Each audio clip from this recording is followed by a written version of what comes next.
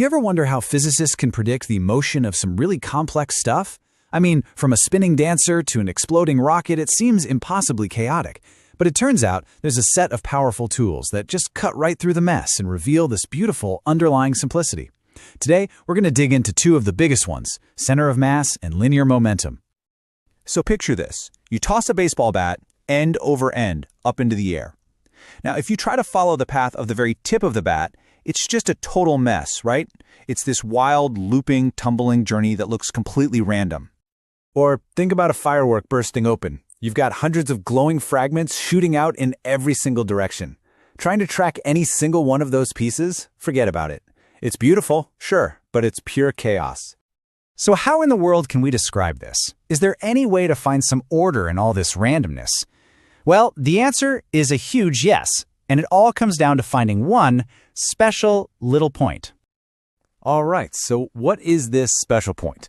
Well, it's our first big idea, the center of mass. And you can just think of it as the ultimate simplifier.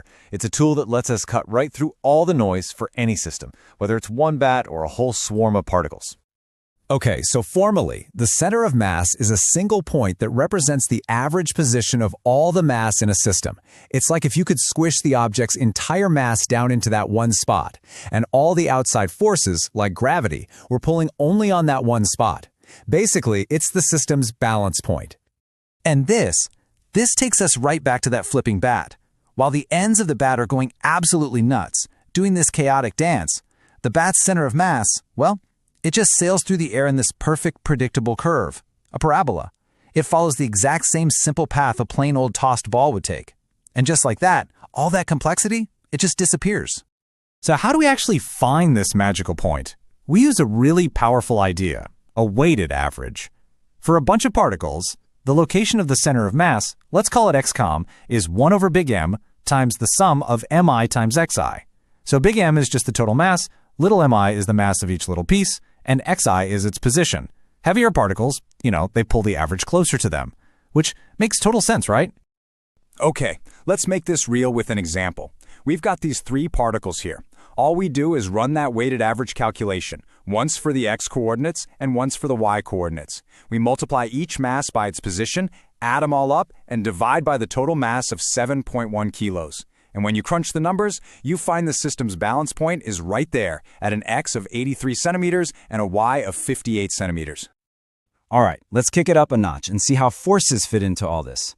We're about to see that the center of mass doesn't just simplify where something is, it simplifies how we think about forces and what Isaac Newton himself called the true quantity of motion.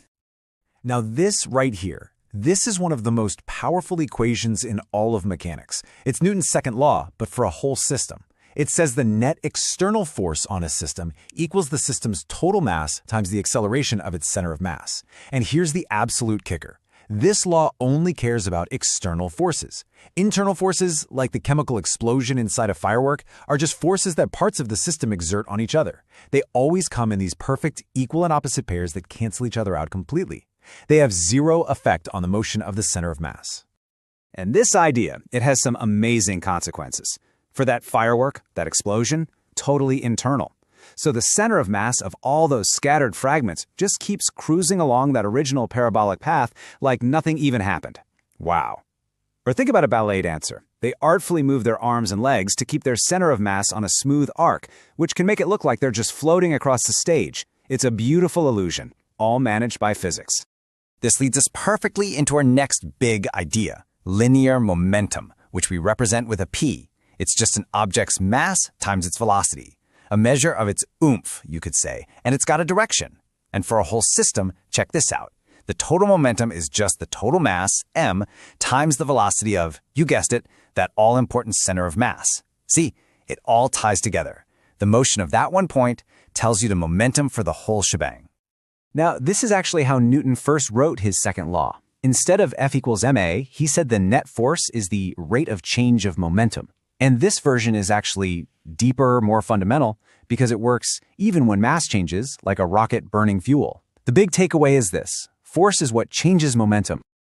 Okay, so if force is what changes momentum over time, what happens when that time is super short, like a bat cracking a baseball? For that, we need a new concept, Impulse. You can just think of it as the kick that a force delivers. The impulse momentum theorem. It comes straight from Newton's second law. A force acting over some time interval delivers an impulse, J. This impulse causes a change in the object's momentum, delta P. And here's the beautiful part. They are exactly equal. Impulse times is the change in momentum. Simple as that. And this gives us a really powerful trade-off. To get a certain change in momentum, you can have a massive force for a split second or a much smaller force for a longer time.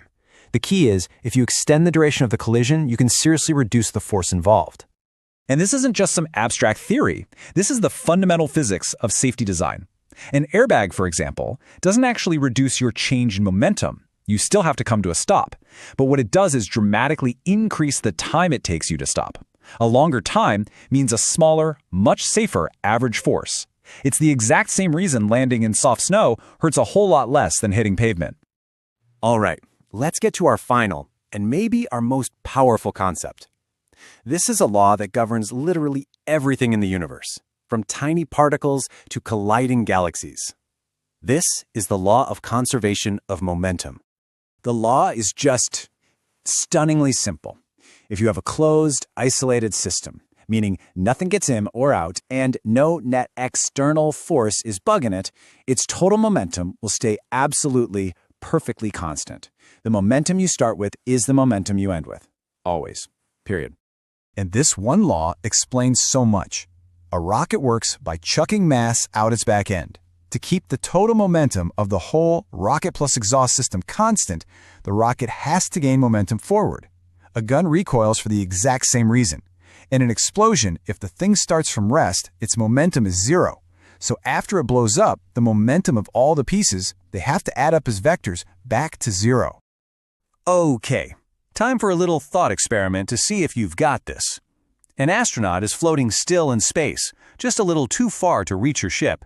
All she has is a heavy wrench. How does she save herself? She uses conservation of momentum, of course. The astronaut and wrench system starts with zero momentum. So if she throws that wrench away from the ship, the wrench gets some momentum in that direction. To keep the total momentum of the system at zero, she has to get an equal and opposite amount of momentum, propelling her gently back toward the ship. Pretty cool, huh? All right, let's wrap this all up. We've looked at some of the most fundamental tools in physics for figuring out motion, and they all point to the same thing, finding beautiful simplicity in what looks like total chaos. So what we learned? First, the center of mass. It lets us ignore all the complicated spinning and treat any object as just a single point. Next, momentum and impulse. They connect forces to changes in motion, especially for things like collisions, and help us design safer stuff. And finally, the law of conservation of momentum. This is our unbreakable rule. If you leave a system alone, its total momentum just does not change. Ultimately, what these tools really show us is that behind all the messiness of a bat flip or a cosmic explosion, there's this elegant, predictable, and actually really simple order, just waiting for us to find it.